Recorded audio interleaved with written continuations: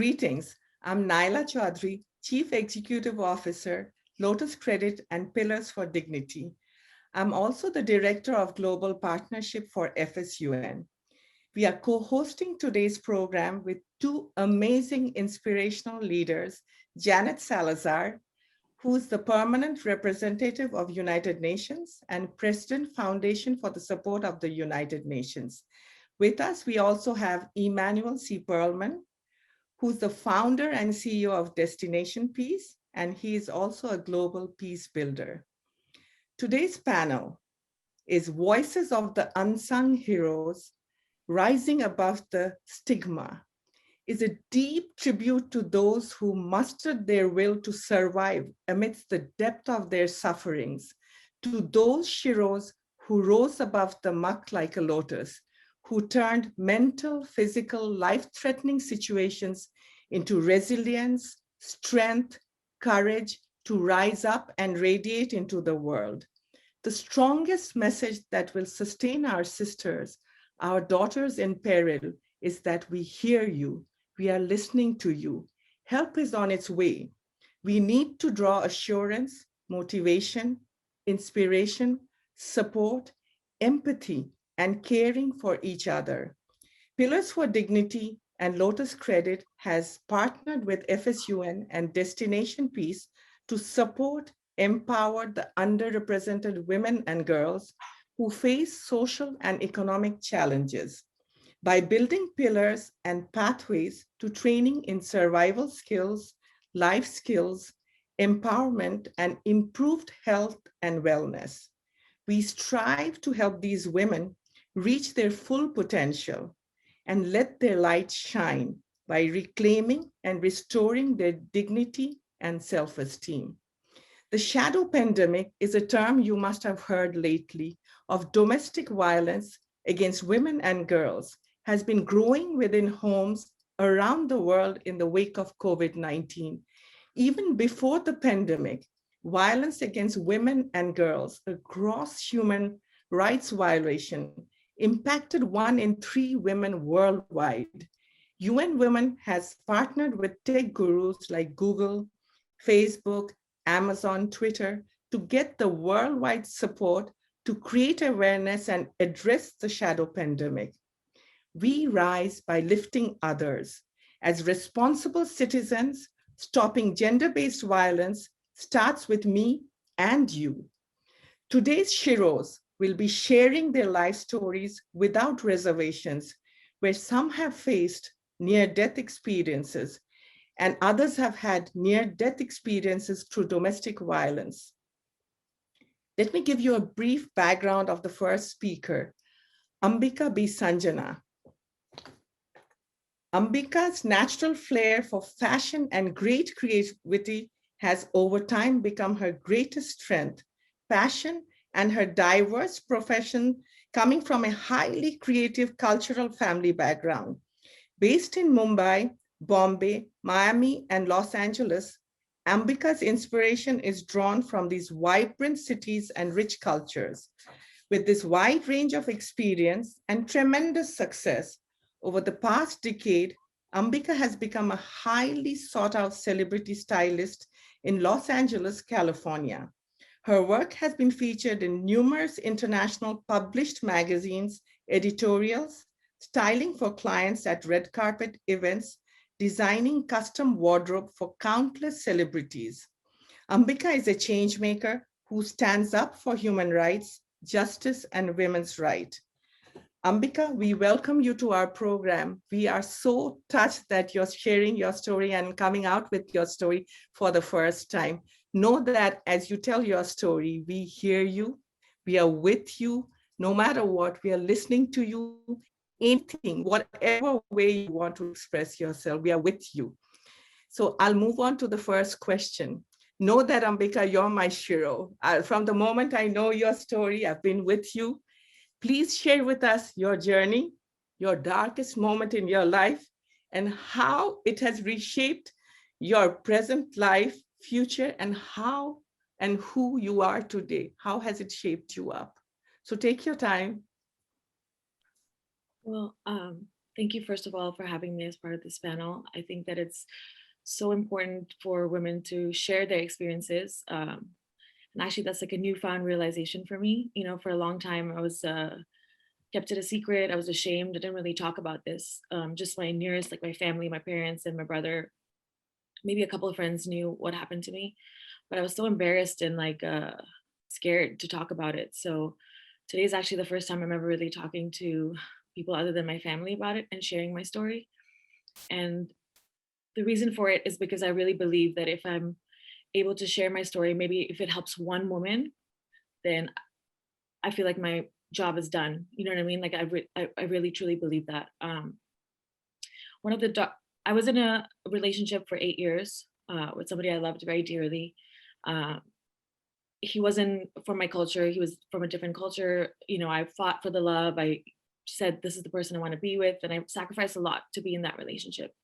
And I grew up in India, and you know, with the cultural background that I have, there's a lot of expectations, societal expectations, and customs and traditions, and the fact that the choices that I made was like very bold, or you know what I mean. Like I was breaking the norm.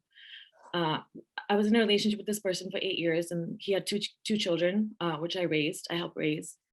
And you know, when you start out and you're in love, you think there's everything's perfect. You know, you love the person, you'll fight to the end of the world to be with them.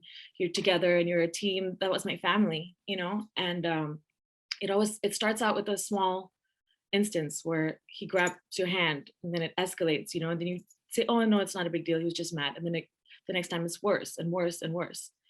And I had no idea that he had such a bad temper, or this would be something that would actually change my entire life and me as a person. But it continued, and it got worse and worse for 8 years. And what's so embarrassing to say is that I was stuck, you know, and I stayed in it, and I went back every time. But I would say my darkest moment in my life was when, and that's the breaking point, when I absolutely knew. There's several moments where I should have walked away. You know, I had concussions. I had went to work with like bruises all over my body. Like police came, and it was just really, really many instances that I should have known for sure, being an educated woman, that this is it. Like I shouldn't be accepting this. But the final and the most darkest moment for me was when we were driving in the car and discussing the future, or it was a while after one of our many breakups and getting back together. And he got mad at me, and he started like getting violent, and I was like, please let me out, please let me out. And I tried to open the door, and he actually threw me out of the moving vehicle. And that's when I had a miscarriage. And I was 4 months pregnant with twins, and I lost them. I split my head open on the ground, and I don't know, at that moment when I was standing there with like blood all over me, and I just realized that there's no love is not that, you know what I mean? And no matter how much you love somebody, you can never forgive them for doing that to you. Somebody who loves you doesn't do that to you. That was probably the darkest moment in my life, getting through it. Um, it took a lot of strength and courage to walk away from that. And it definitely took a lot of healing to get over the miscarriage, to get over the actual physical things that happened to me from falling out of the moving vehicle. But that was when I put my foot down and I just said, enough is enough, you know? And the fact that I was even thinking about forgiving him after, or wanting him to still say sorry, you know what I mean? Like have closure, I knew that I needed help. So I think that changed my entire life. You know, I started seeking help. I've been on a healing journey for 3 years, spiritual, seeking therapy, talking to other women. And I really wish that I had said something, you know. He got married 4 months after we broke up, that moment. And I wanted to reach out and tell the woman, hey, be careful. You have a young daughter, just be careful. And I never did. And this is part of the reason I'm talking about it today, because if I had, he did the same thing to her and her daughter. So I always regret that I never said something. And this is why I'm sharing my story today, because maybe if I help or touch one woman and give her the strength to walk away and to know that she's worth more than tolerating that, then I feel like I've done something good. Wow. Ambika, know that you're in the right path now at the right moment. You're doing such tremendous work and you motivate so many. And I'm sure today, when the listeners hear, you'll inspire many too. And how would you actually make a difference by being heard? Do you feel already like the more, remember we had a discussion, the more you talk, you you do realize that there's so many women who haven't come out, right? The minute you open up, they come forward that, oh my God, I've had this experience too. There's so many people waiting to come out of this. So you I being think an there's just like a icon in LA. stigma, you know, I think there's a stigma, like what would people say, or how could I say something like this? Or there's so many things that we're scared of, you know, or people judging you, or we work in the same entertainment industry, you know, and he threatened to blacklist me. And he's like, I'm gonna make sure you never work again, or I know threatened me so much, or threatened to, you know, I don't know, just do horrible things. And I was just scared, you know, I was scared of what he would do. And he said he would kill my father and brother. And, you know, just like with those threats, you just keep quiet, you don't say anything. And I wish I wasn't scared, because maybe he would never do that to anyone else. So he should have gotten arrested. You know what I mean? That was manslaughter. Like he should have been punished for that. So he doesn't do it to other people. But I think part of the healing process is talking about it. And I've changed my mentality from, instead of thinking that I'm a victim, to think that I'm a survivor. You know, I got through it and I'm stronger. And I used all of that pain and fueled it into my work and my career. And it's blossomed so beautifully, you know, and I feel so much better about myself now. Ambika, you're one of the voices where the world is waiting to hear you and learn from you. And many women, every time we bring a story like this, many women wait for this moment to share this story with us as well. And know that you are in a position right now to be an ambassador for the voice and to bring in hundreds of women under this who would wait and need the help to get out. So hopefully we'll continue this. And do you have anything else in this line you would like to talk, that when you spoke about it, remember you were saying that the first you shared was with whom? Remember that story? Yeah. So I was shooting with a celebrity. We were having a meeting about work. And then I don't know, just later on, just it was just her and me alone together. And we happened to mention something. I don't know how the topic came out, but we happened to share that we had both been in a similar situation, in a domestic violence situation for a long time. And we started sharing stories, and it was so crazy because she lived in India and she's like a Bollywood actress, and I live in America and I'm a stylist. But how there was so much parallels between our stories. And even though we lived in different worlds, the actual cycle of abuse is kind of the same, you know? And being able to actually speak to somebody and share that and hear it, it just made me feel like a little more normal, you know, that it wasn't like this, that I was alone in this world who went through something like that. And knowing that other women go through it and sharing and talking about it, like it really, really helped me, you know? And so I feel like it's given me a lot more confidence to speak about it. I'm not ashamed anymore. Um, I'm very vocal. I want to be vocal and I want to help other women, you know? And I feel like if I'm able to use my experience and prevent this from happening to any other women or all other women, that would honestly make me like really happy, you know? Well, thank you, Ambika.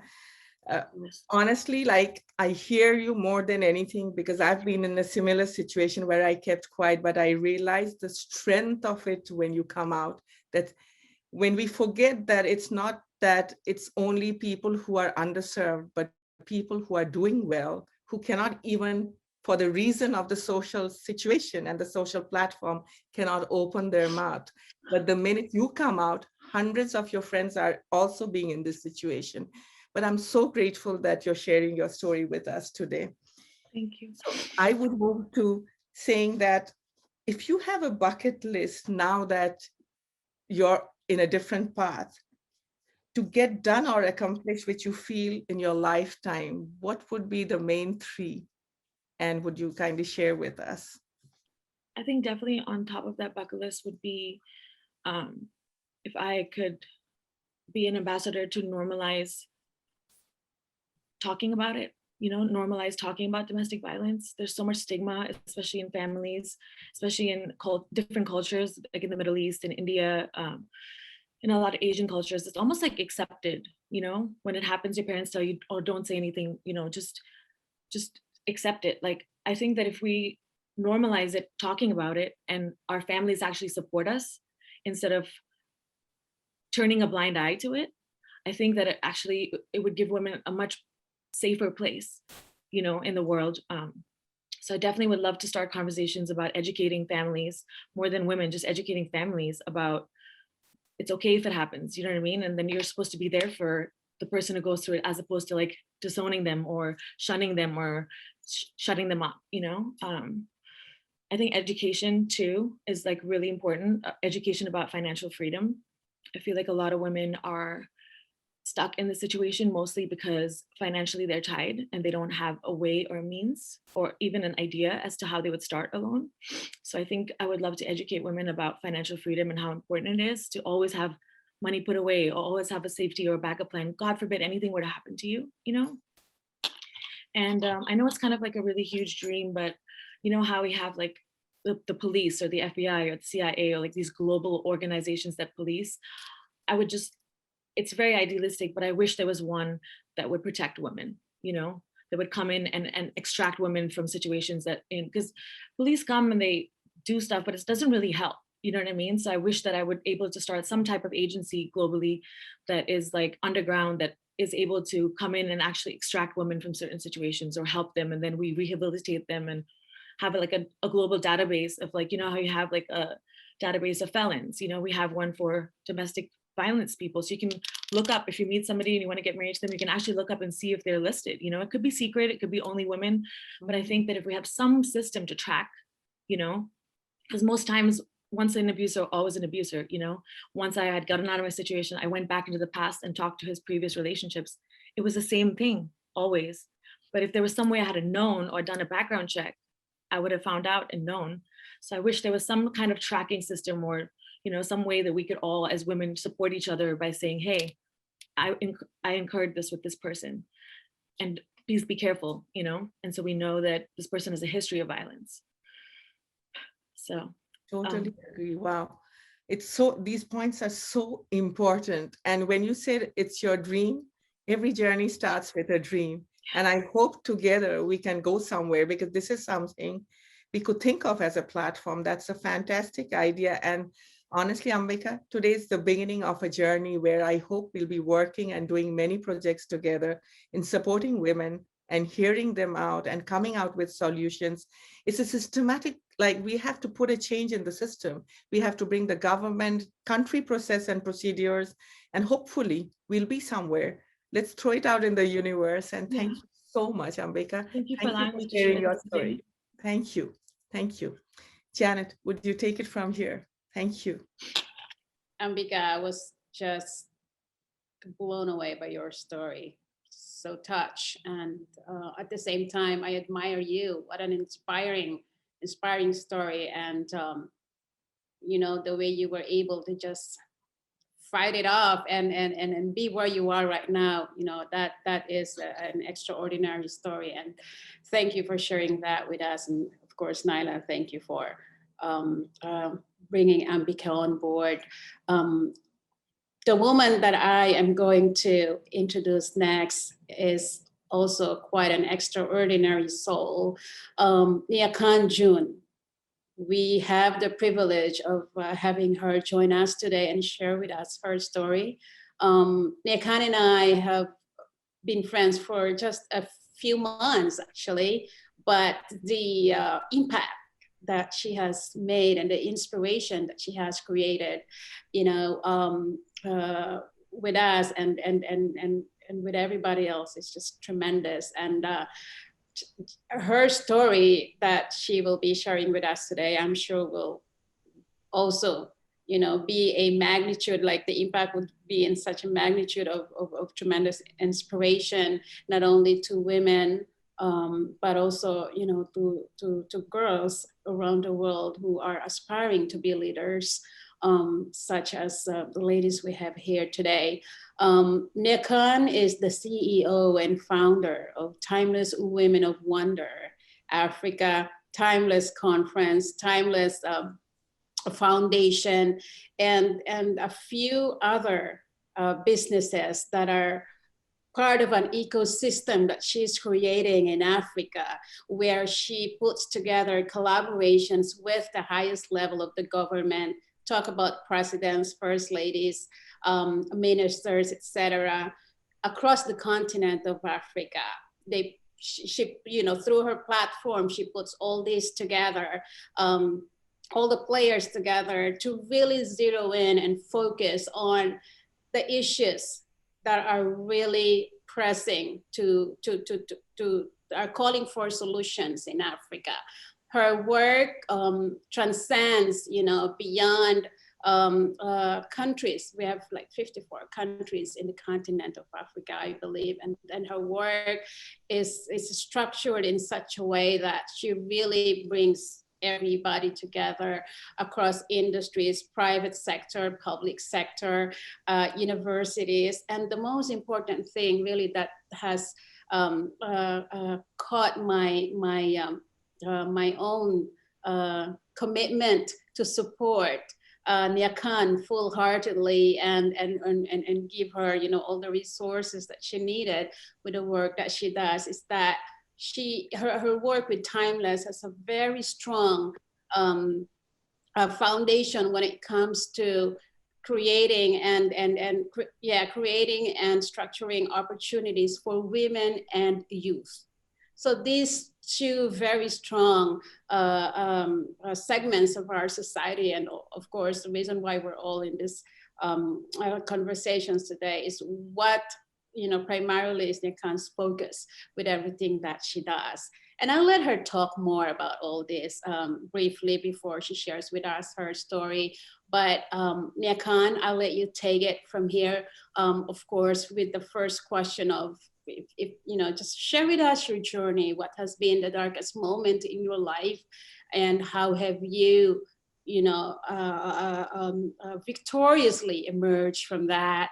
And you could continue with, you know, a follow-up question, which is, you know, how would you then inspire others also to use their voices, especially our young girls, our young women, you know, coming out of so much challenges, specifically in the African continent, you know, how would you empower them as well and encourage them and inspire them to use their voices for good and to really, you know, sound off, kind of like become megaphones in making sure that we have that a loud voice, you know, to quash that problem on women, violence against women, etc. So Nia Khan, I leave the quote unquote stage to you. Thank you so much, Janet, for giving me this great opportunity to actually join some great women from all over the world to really share authentic stories that will make a difference in our environments and in our communities. Thank you so much, Naila, for the work that you do behind the scenes and in front of the scenes, for just getting this conversation going. It's such a privilege and an honor. I've just listened to Ambika, very inspiring story, and thanks for the courage that you have taken to speak about it. You know, our voices are so critical now more than ever. Janet, it's been such a pleasure meeting you. I just call it a divine appointment, you know. The great work that you're doing at a global stage and the alignment that we have in so many of the ideas and vision we have to transform women and youth all over the world and for us in Africa primarily. It's been such an honor to walk that journey. You know, when I think about my darkest moment in life, it's so interesting that when that question pops up before you, it's likely for people to think about one dark, very dark moment, because, you know, we're asked about the darkest moments. And I think for me, I've probably had a couple of very dark moments, very, very dark moments in my life, moments that have pushed me to corners and spaces and places that I never imagined I would get out of. But I want to just share one story about one of my really darkest moments. And that was a time when my life was threatened and I had a medical condition that was potentially terminal. At that time, I was told it was terminal. I say potentially because I lived out of it in my life. But I tell you, being in those moments, a moment you really question your life, And just like many millions of women, especially in Africa, the context is so different, here, because we're a very primarily male-dominated society, very cultural, traditional, patriarchal, and religious, all in combination. So as a little girl growing up, you already come against certain societal expectations, directions. Your life is sort of almost charted out for you. Fortunately for me, even though that's a reality in our environment, my father was a strong champion for girls and women, and encouraged me to be the best that I could ever be. So I had that working for me. And so just like many great young girls growing up, you go to school, you go to university, you get your first job. My dad taught me to dream big and go as far as I wanted to go. And so I dreamt big. I wanted a job that could allow me to travel, cultural exposure, and all the great things we chase. And I thought I was chasing a good life. I was chasing career. I was chasing money. I was chasing world travel. I was chasing the finer things in life. I was chasing money. And in the face of life, really, consciously or unconsciously, we begin to be confined in boxes that are really not important. You're thinking about your titles, you're thinking about the amount of money in your bank account, you're thinking about what you look like, what you're wearing, the kind of watch you wear, the kind of shoes you wear, the kind of bag you wear, the house you live in, the kind of car you drive. And all these are societal pressures that are put at us, either consciously or unconsciously, that start to define our choices and decisions. So when a time reached when I got married and began to have our children, we were having our second child. And that's an exciting piece news and everything to me, and just about close to the third month of my pregnancy, I was having some pain and complications, and I couldn't understand what was going on. So rushed to hospital, and they did a couple of checks, and they said, look, you've got a rare condition. 1 in 2 million women, have this kind of condition. It's a third degree of placenta previa, where the placenta is sort of lying outside of the uterus, towards kind of partly in the cervix, partly in the uterus.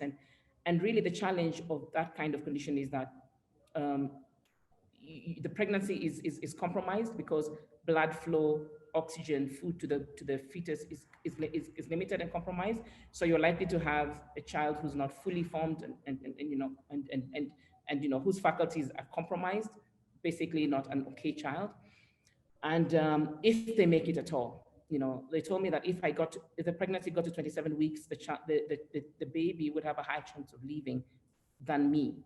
For me, whether it was at that 3 month, 4 month, 8 month, 9 month, it didn't matter when I would give birth. The day that the baby would get out of my body, alive or dead, would be the last day of my life, because there was no way of ejecting the placenta out of where it was, other than peeling it off, and the rate of blood loss that would accompany that kind of situation would be potentially life-threatening, because you can't transfuse the body as fast as you're losing the blood. So you basically die. And that was one of the longest and darkest, almost 5 months of my life. Because at that time, when they say that when it rains, it pours, it did. Everything fell apart. I'm a very people-oriented person. I'm very sociable, relational. I love people. I connect with people. So, there's lots of people I was engaging in my life from a point of social life, social networks and things like that. My life became quiet, not because I was sick, but people disappeared. Everybody left. My house was the place people would come for parties and lunches on Sundays. Nobody was coming anymore because I was dying. There was no need for Yakan anymore. And it was a painful time to be thinking about. I lost my job because in the light of my medical diagnosis, it was clear that, she's going to die. Why wait for her? She's going to die, right? So let's quickly replace her high profile job, her high impact job, her mission critical job. We need somebody.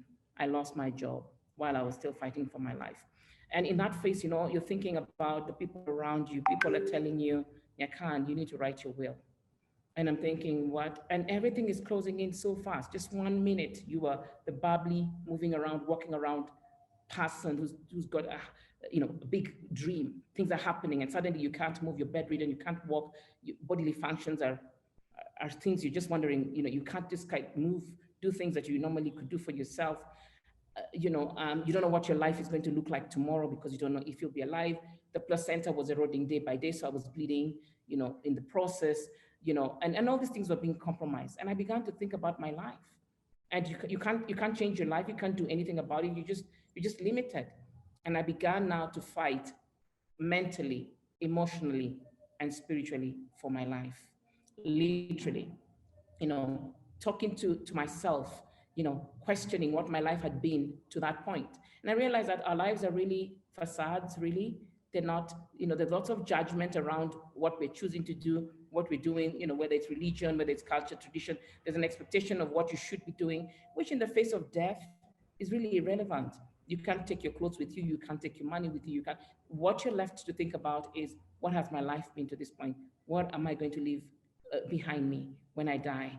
And I was so desperate at that time, I began to have conversations with my maker, saying, look, I can't forget, if I came back to you, your mission is aborted because I didn't even know what I was supposed to do in this life, because it's looking like money, titles, and things that are not really, deep and impactful. What was my legacy going to be?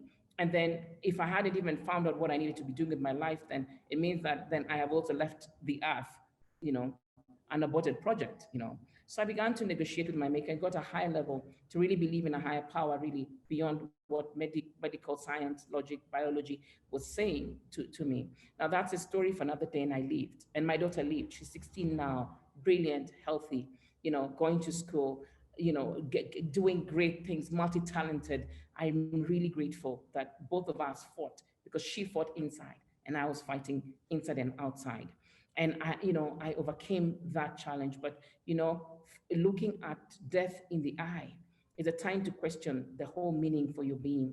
And so before I had this near-death experience, and the days are long and they're so dark. 24 hours looks like 3 months. 1 week looks like 5 years. Counting and ticking those hours is extremely long. You have people who come around you and they're telling you to sign wills and documents, and you have to be looking and asking yourself, am I signing? Am I accepting this? Am I okay to go? And thankfully for me, I chose, with prayer and really going deeper at the deeper level, to really negotiate with my maker and say, look, give me another chance in life. When I leave, I'll find the reason for my being. I'll find a more purposeful reason. And I was questioning myself as a woman, you know, without a job, without income. I had an 18-month-old baby boy, remember, this was our second child, who was looking there. I was thinking about what society was thinking about me. I was looking at our culture, our traditions, the expectations of, you need to do this, you need to do that as a woman, you cannot do this as a woman, because when I then lived, and now I made a decision that because I'm alive now, I must be deliberate with my life. I'm going to pursue a bigger reason for life, which has not going to be about money. It's not going to be about, fulfilling people's expectations, traditional expectations of what a woman should do and be. I should not be getting into, what kind of work I need to be doing or not doing. I said I'm going to go for a deeper reasoning. And when I looked at my 5 months in my bedridden state, I realized that I was living, while chasing all the higher things, I was living at the lowest point of my life, even though it looked good and glamorous, because I was not living an authentic me life. I was not living a deliberate and purposeful life, which means I was shortchanging myself. I wasn't unlocking the potential that I had in myself in its fullest expression. So I said, I'm going to go out, find out what I can do and help millions of women in Africa, because it's one thing enough to not even know what your purpose and to not be able to unlock your potential. It's harder if you have tradition, religion, culture, and all those things playing at you and even limiting that even further. So I made a decision that I would start an organization that would be unlocking and empowering women and youth to find out who they are and to go against all odds and pursue purpose. because in that pursuit of purpose, you find that, money follows you. The things that we chase, they will come after you. If you're looking for title, impact will make you known. You don't have to go trying to drum and forcing things to get you known. Just pursue authentic, purpose driven decisions and choices, and allow people to dare to be what they feel they are created to be on the inside, and to express it without the limitations of tradition. Sometimes some women are told you cannot be this because you have to submit. A man should be higher than you because that's what religion says, or that's what culture says. I mean, you are completely limiting that woman. She has every right to be able to pursue her dream, to be able to have the resources available to her, to be able to be cushioned in a safe manner, in a safe environment, to be able to fulfill who she's called to be. And when you talk about, violence, the other thing that I feel a lot happened in our environment, and I have experienced it as well, is cruelty and emotional abuse. Okay, cruelty and emotional abuse, and these things suppress a lot of women, and women are walking as just dead beings with a lot of potential on the inside waiting to come out. And so when we set up the organization, for me, it was to be able to inspire, to empower and support millions of women to become the best of who they have been created to be, and to begin to have very meaningful, impactful, engagements in their day-to-day lives.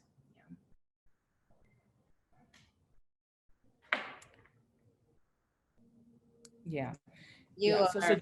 Janet, when you look at all the things that we then do, everything is geared towards and empowering these women and actively being a voice for the millions of women who cannot speak, influencing policies for millions of women who will never make it to a decision-making table in Africa. They will never be able to enter and access certain doors, to be able to speak, to be able to influence policies, laws, opportunities that can enable them to actually, change their livelihoods. When I looked at my purpose when I was lying in my bed for 5 months, I realized that I was taking the shorter cut to life, which is chase a good career, get the finer things in life, just those things. Whereas there are millions of people, poor people in Africa, who are waiting for Nyakan to step out of her comfort zone because she's been gifted with strategy, with policy, with a voice that can speak for millions, to be able to shape and unlock doors that can open up millions of women. And so I had to go against that grain, take the bold step to dare to be different, to dare to knock those doors and speak for the voiceless, dare to be able to say, let us shape a policy that can open up a whole sector of construction to millions of women because they can get work in the construction industry. When you look at the economic impact, the economic vulnerability of the women in Africa, over 80% of women in Africa live below $1 a day. Can you begin to imagine their vulnerability, their children, and yet they just need somebody who is bold enough, committed enough, passionate enough about that transformation to be in a room that says, can we change a policy that can be able to influence the wage, wage rate for women? Can we create a policy that can be able to protect women in the construction sector from sexual abuse and gender-based violence and emotional abuse? Open these doors and make sure that they're safe, because some of the women will not go into these sectors because they will be abused. There is this, if women are in the construction, men can be able to tap them. So the women will stay out. They will stay out. Can we create safe spaces to allow women to come in? Can we create strategies and programs that enable women to engage in skills development that help them to move their income from $1 to $3 a day up to $8 to $15 a day? That is significant economic empowerment for the masses, because then when we are skilling these women, hundreds and thousands of them in Africa, to be able to acquire a skill, you're giving her strength that is taking her away from exposure like gender-based violence, HIV/AIDS, early marriages, and things like that. Because now they have a livelihood that can help them put food on the table, can help them to feed their children, can help them to say no to violence, no to emotional abuse, no to defilement of their children, because they're looking for a way out, So these things give me a lot of joy. a lot of satisfaction. I am living a very purposeful, deliberate life because I had that one dark moment that was so crazy that I fought for my life. And I say that my life has to have more meaning in this next, part of it, and it should be, my life should be used in a way that if my voice, because I can speak, if the strategy that I'm gifted in can shape direction that will open up doors for millions of women, then I'm hitting the bullseye. I'll spend the rest of my life engaging, coordinating. The reason, Janet, you see that the Timeless Network and the Timeless Platform pulls together different resources, different people, different players, governments and all, is because we are playing at the highest point of our strength to be able to open up doors and opportunities for the hundreds of millions of Africans. The decisions we make, the things we put together should and must always open up more opportunities for women and for youth. I also believe that if women are given an opportunity to find out who they are and to be confident that irrespective of what you've gone through in life, there's a better day tomorrow. There's a new reason because you have support. You have a network that will work with you. I'm sure that if Ambika had a place where she could run to, and there are women saying, it's okay, we may not understand what you're going through, but we're here with you. She may have had, just like many millions of women, if I had people who were telling me, I know Nyakan, you've been diagnosed with a condition that's going to, that's likely to for you to exit, but we are believing in you. We're praying with you. We're giving you motivation. You're not telling me to write my will. You're not quickly getting rid of me faster than the sickness itself. I probably would have more strength to move forward, more hope to move forward, because not many people are as strong to fight in the face and in the wake of adversity and dark moments, and they need the network and the support to know that it's possible to keep going on. Yeah. So Janet, it's such a pleasure to be here, honestly, to talk about my story and to just inspire millions and millions of more women to find purpose, to live deliberately, and to step into what it is you're called to do, irrespective of the pushback. My own family, closest people I love, people who love me, pushed back at my purpose. Why would you not sit in a comfortable, six-figure job and just do what you need to do? Why would you be going to fight for the weak people who can't even help your life? People who can't put money in your pocket because they can't even afford it. Why would you want to do that? And they challenged my choices and my decisions, but that was my choice and decision to make, and I moved on with it. And the satisfaction that it has given me and the millions of lives I see changed, allows me to know that when I was in the face of death, fighting death and overcoming that challenge, I had to deal with my maker to make my life more purposeful, as I moved forward. Amazing, amazing. Thank you so much, Nyakan. That is extraordinary. When you first share your story with me, specifically this darkest moment in your life, it has really moved me to my core. But most importantly, has inspired me so much. How you, again, just like so many other courageous women, like Ambika and everybody else, that how you rose from that darkest moment. And so thank you for sharing, sharing this with us. I know it's a very sensitive, it leaves a lot of us vulnerable when we open up our darkest moments, stories like this in our lives. Yes. But that's why we acknowledge the courage in you. We acknowledge that, a victorious spirit in you to be able to share this publicly. And Yakan, I honor you. It is a divine, like what you said, it's divine that we met. And I know that we'll be doing a lot of amazing things together with Nyla and everybody else in this panel together, as we all look and do our best and work to just, contribute to squashing stigma and in the lives of women and coming out victoriously. Thank you, Nyakan, for sharing that. It's such an honor. No, it's a pleasure. It's such a pleasure to work with you. And when I was asked what 3 things, I'd love to do before I exit the earth, I think Nyla called it the bucket list. I just say, be a voice. I would like to be a voice for millions of women who cannot speak so that they're unlocked, the potential. I'd love to see that in my lifetime. And Wonderful. the second thing would be to create a strong movement of change makers who can solve Africa's problems and create change.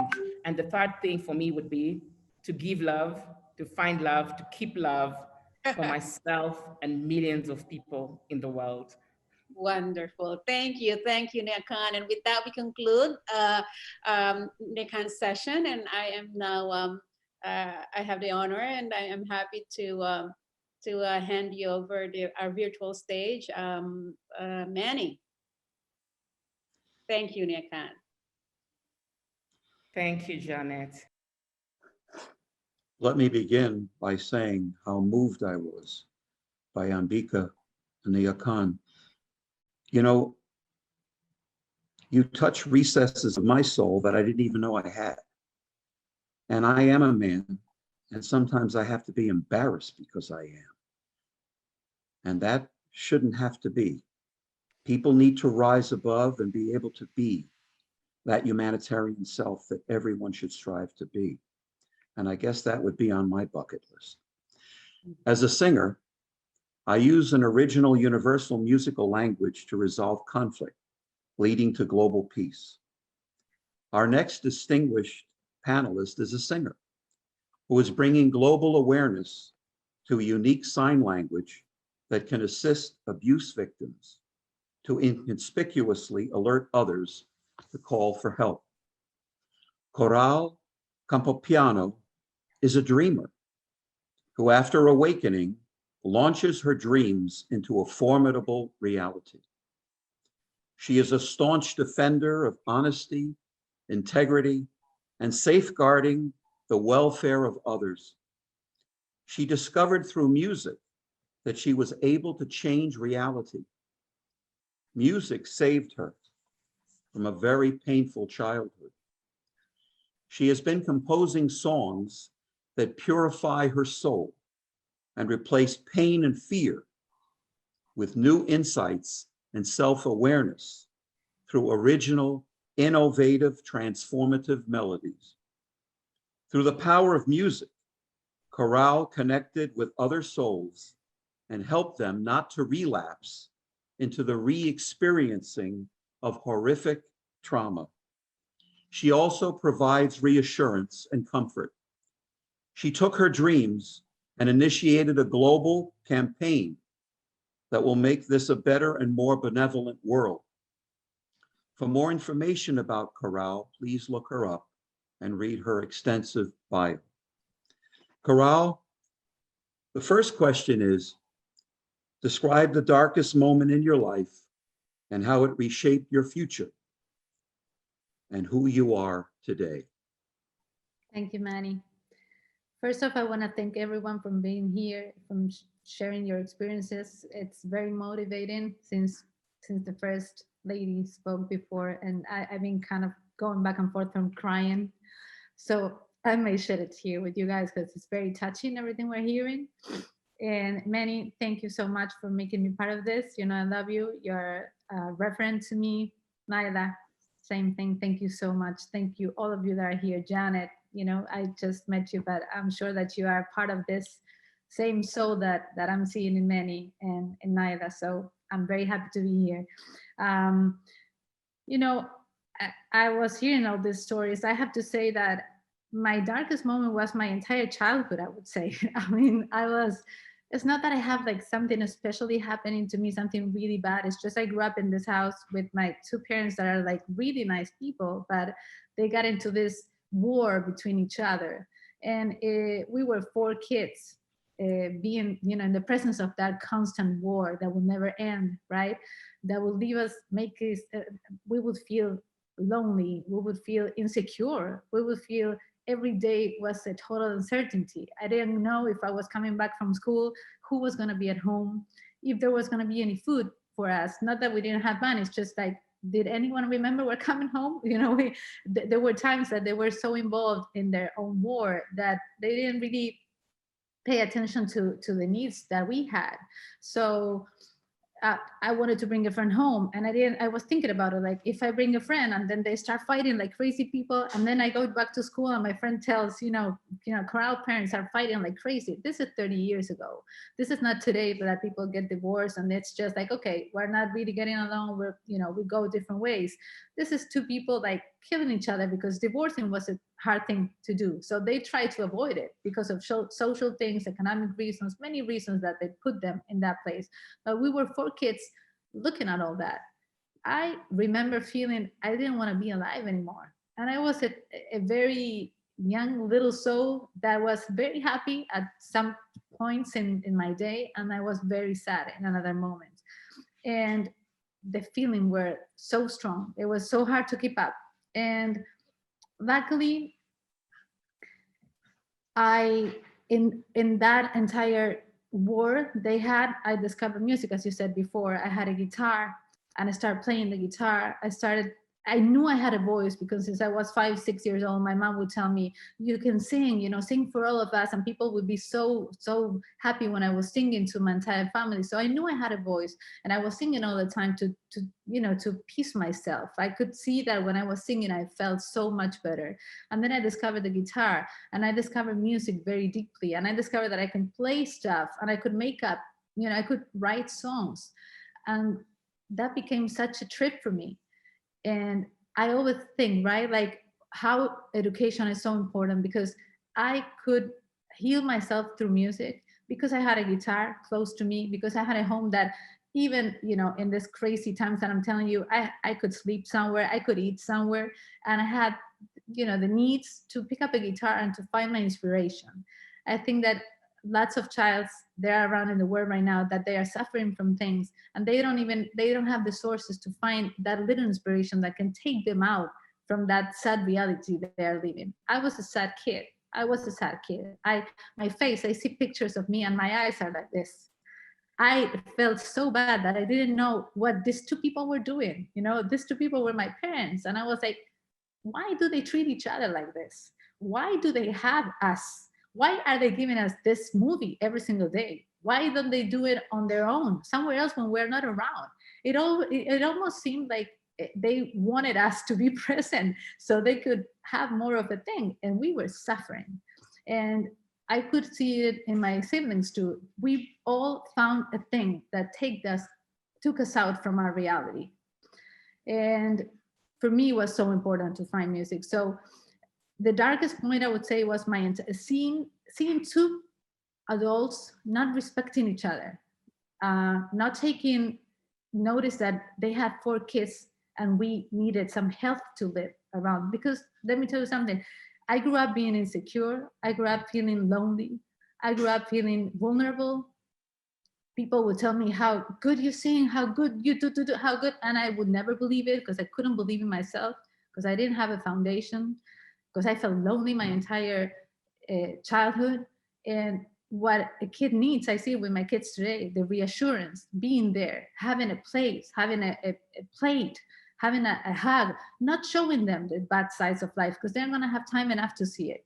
And I could not see it. I have 7 years, since I'm 1 to 7, all I remember is war. All I remember is war.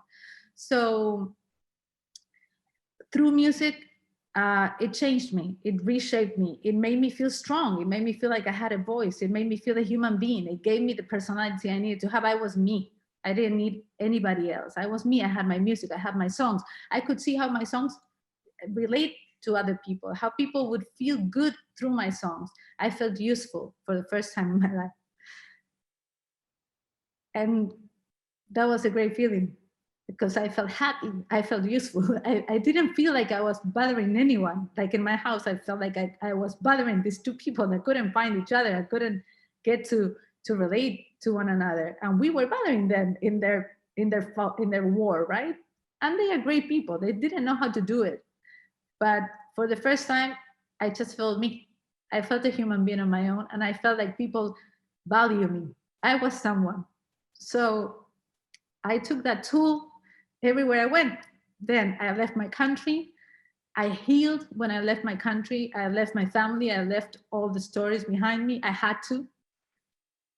I couldn't resist it anymore. The pain was so big because it took so much for me to become a person. And once I felt I had it, I didn't want to lose it anymore. I didn't want to be, out of focus, listening to the war. They got divorced finally, and they kept going for many, many years. And I needed to be out of that. And then I went to the States and I made my career, and then I realized how hard it was for a woman. Then it started the other war, being a woman out in the world, having dreams, being a teenager, wanting to achieve things, having to prove yourself 1 trillion times because you were a woman. And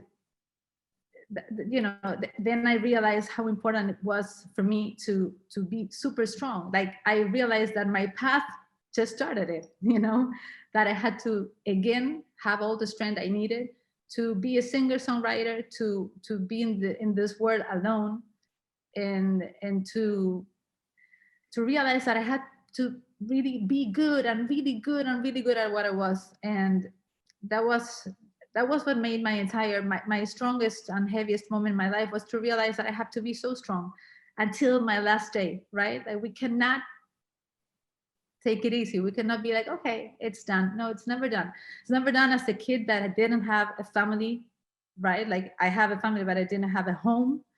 And that, being homeless in my heart, is something that it's every single day I still feel the pain. Because when I have a problem, I want to go back and feel the hug of someone, and I don't have that. I had to learn to hug my own self. I had to learn to feel safe with my own hug.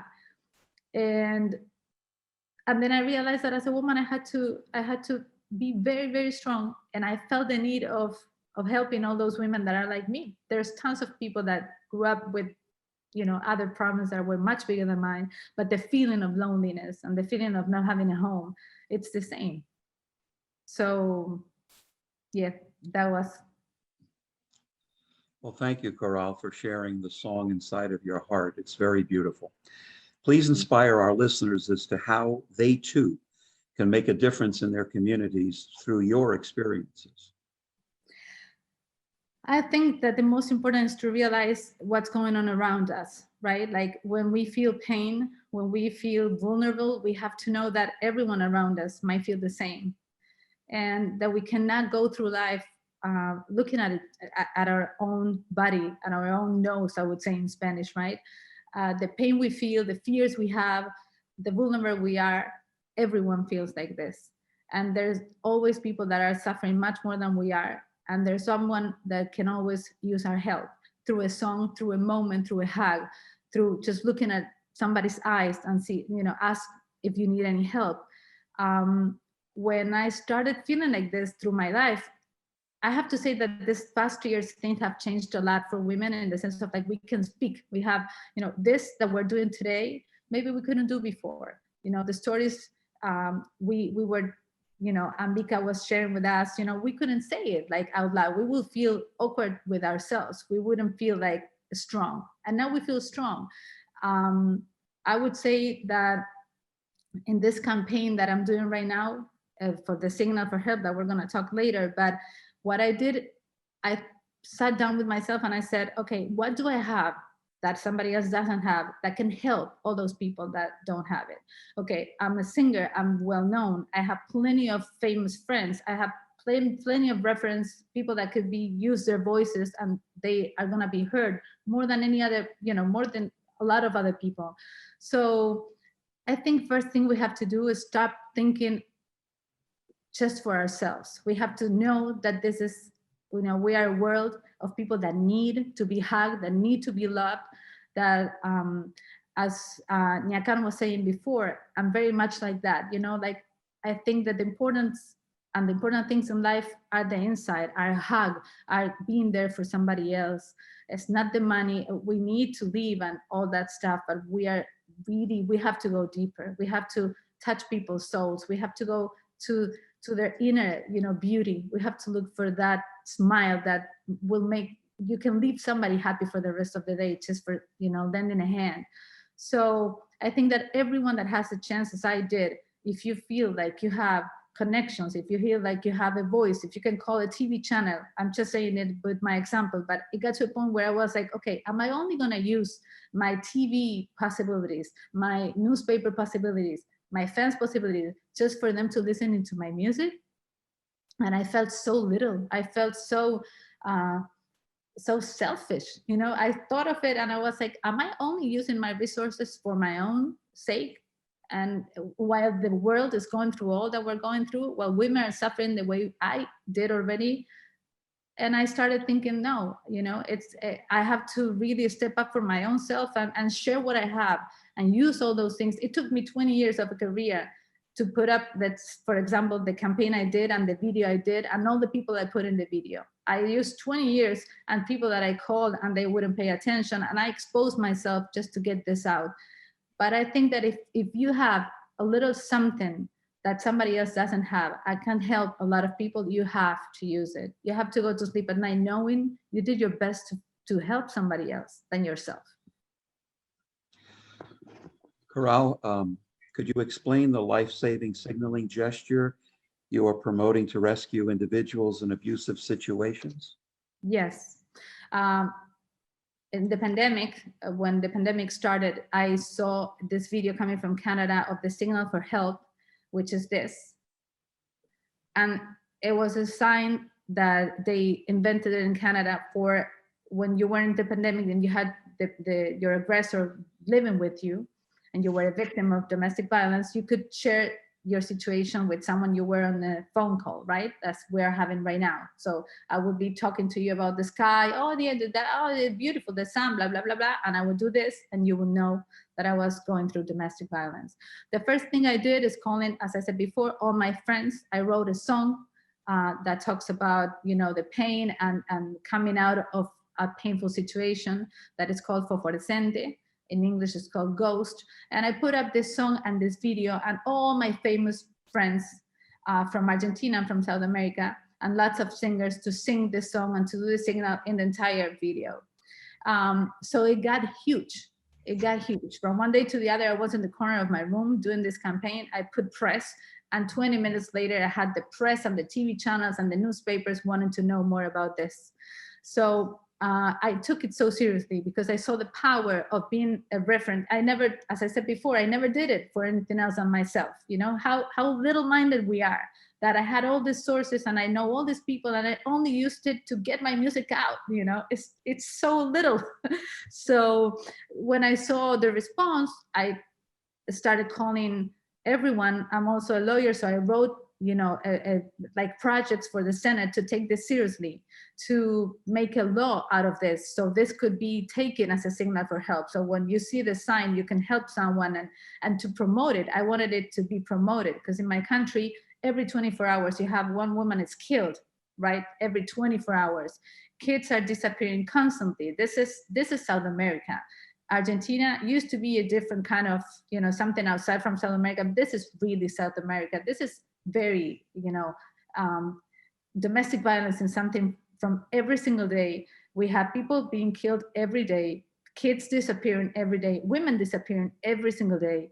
And then you have in the middle of this, you have the abuse, the verbally abuse, the touching in the subway. You know, you have all the other things before you get to the murder, right? And so I have so much presence, so much attention to it that I kept going and it kept growing and growing and growing. And I'm very compromised. Now I have like, you know, like the flag for the gender-based violence. I'm like the singer that speaks about gender-based violence. I know a lot about this. My mom is a gender-based violence lawyer. She's been working on this for 30 years. So she taught me a lot. And I was actually talking to these people in Canada yesterday about the idea of having this as an SOS for our bodies, for all kinds of situations, not only for gender-based violence in a video call in pandemics. We can use it in the street if we're having, you know, a problem, if we want to communicate to someone that we're having a problem. Yes. Okay, well, let's look at that presentation, Coral. Yes. And if we could please see the video presentation. Thank you so much. Thank you.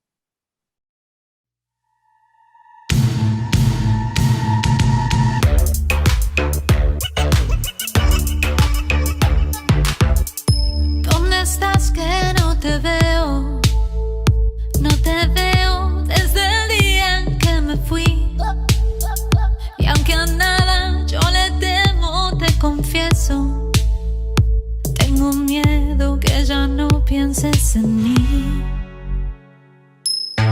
Sé que fuiste un embustero, impoluto como Dios por la ciudad, un perdedor fosforescente entre la gente. Yo serpiente encantada, hipnotizada, me dormí.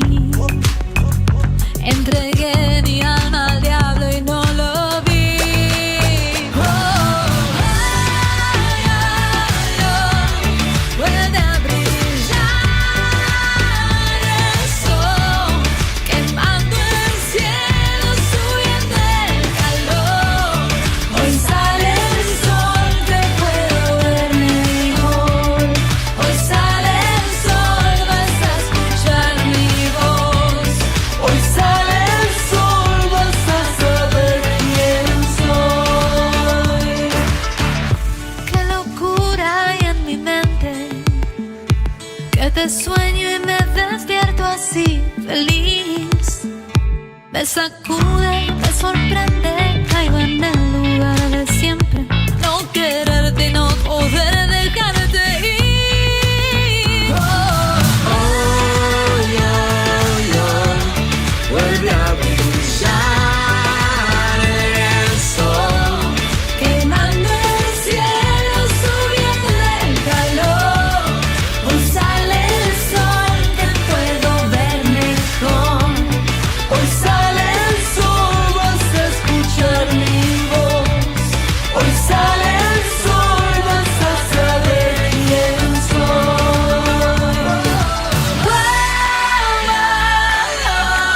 Vuelve a brillar el sol, quemando el cielo, subiendo el calor. Hoy sale el sol, te puedo ver mejor. Hoy sale el sol, vas a escuchar mi voz. Hoy sale el sol, vas a saber quién soy.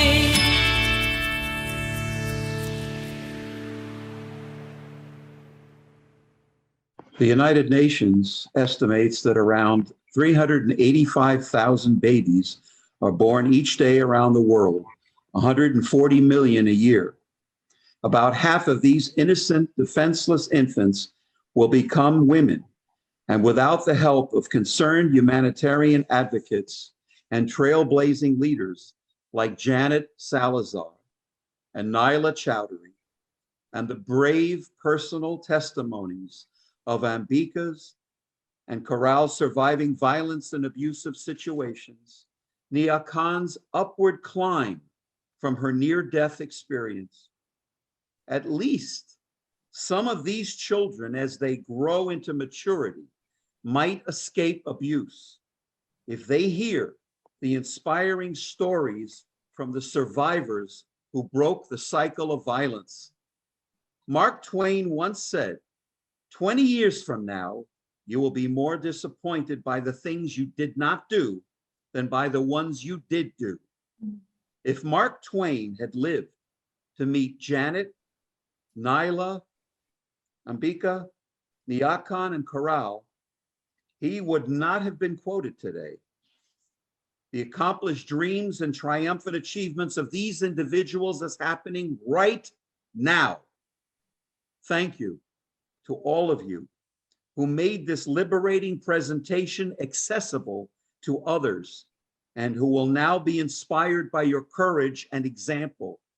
We are now moving from death to a rebirthing because of all of your efforts. Thank you so much. Thank you. Thank you.